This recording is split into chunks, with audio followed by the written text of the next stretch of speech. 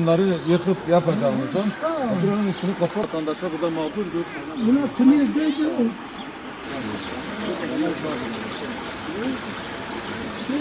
Yani. Hele her yani her sonra olay dönüşmüyor. Dönüş yapamıyor. Onun için gelmiyor. Ya bu ne yapacağız? Sadece bir bırak. Hiç kişi var. Bak gene şarap şine. Hadi şifa da kantin. Buranın üzerine düşerse bak halbuki bir şey. Çoluk çocuğa diyor.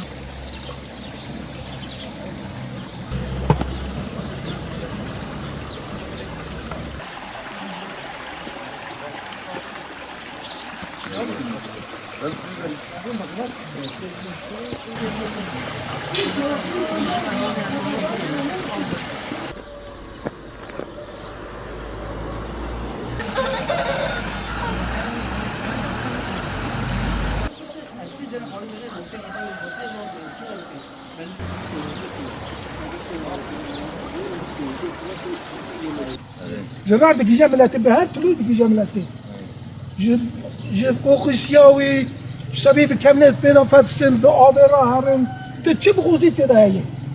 Çekin, racadıkım, tevzi kut. Yani züra vaya, peki kapalı bu kursa, fırtına çi bu, beton tev rakırı, pişli tavanı kibirleri, bir millet keteki temiz ki, pakış ki. Peki normal hatta söyle, fakat söyle çiğne bir ya. Ama da bozun teşke koy çiğne de. Kapte da giderim. Normalde yaşamış. Zararı ya ya.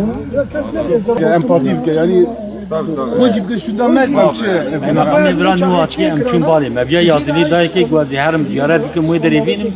Ve metişki bikin. Reviyene ne jirabe. İnşallah mesele yapsak. baştan sonra öyle bir rakam çok daha makul. Kedeki yani hiç şey horizoni. Sonuçta yani sen bir kişi cezaevine atsan diyebilir misin? Bu suç işlemiş, yemek yok, ona şunu yok, sağlık yok, doktor yok. Yani bu adam burada suçlu bile olsan burada bir sağlık söz konusu.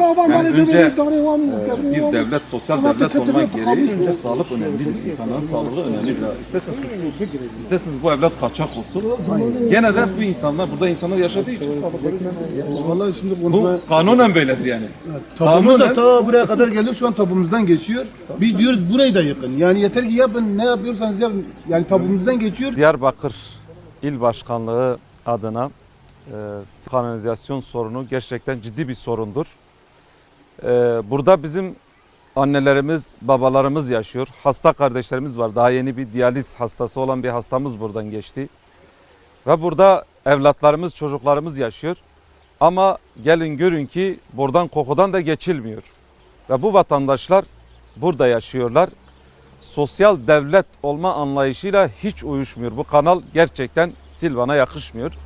Ve bizim Silvan ilçe başkanımız, kıymetli Adnan Baylan başkanımız da şu an yanımızda 3-4 keredir bu konuyu dile getirmiş ve bunun üzerine durmuş ama halen bu sorun çözülmemiştir. Ve bu yazın bazen bu kanalizasyonun işte suyun taşıdığını, evlerin içine gittiğini düşünün. Ve biraz gerçekten yetkililere şunu düşünmelerini, şu noktada empati kurmalarını istiyoruz. Yani bu yetkililer çok değil, böyle bir dakika biraz empati kurup işte onların evlerine lağım suyu geldiği zaman işte onların çocukları, onların yemekleri, onların içtiği sular acaba nasıl bir duyguyu yaşıyorlarsa biraz empati kurarlarsa bunun ne kadar ciddi bir sorun olduğunu anlarlar. Yani empati bile kurmaya gerek yok. Buradan geçerseniz kokusundan geçilmediğini fark edersiniz. Bu yönüyle mülki amirlere acilen bu kanalizasyonun sorunun çözülmesi, üstünün kapatılması ve buradaki vatandaşların, hastaların, evlatlarımızın, çocuklarımızın sağlıklı bir şekilde yaşamaları için bu problemin çözülmesinin gerektiğini dile getiriyoruz. Ve bu problem çözülmezse bu mülki amirlerin hepsinin bu insanların yaşadığı bu sıkıntıdan, bu hastalıktan, vebalinden kurtulamazlar. Bunlar belki kardeşlerimiz çekimini yapmışlar. Bu içme suyu da bu lağım suyunun üstünden geçiyor. Ve bu insanlar bu suyu içiyorlar. Pandemi sürecidir. Hastalık var diyoruz. İşte tedbir diyoruz. Temizlik diyoruz. Maske diyoruz. Yani bu vatandaş nasıl temizliği sağlasın?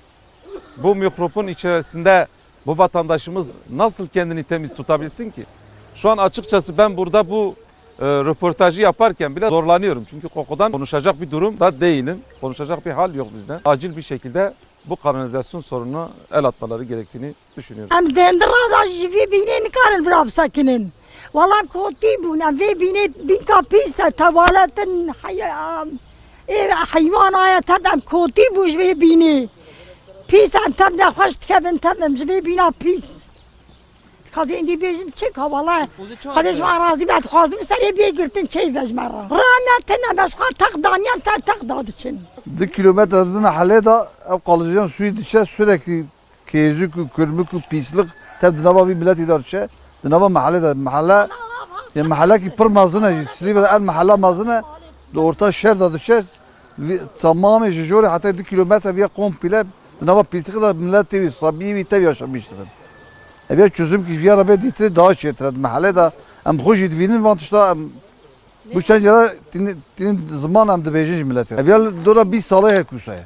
Bir salak ve kalıcı ne? Hatta Cumhurbaşkanı hiç çune.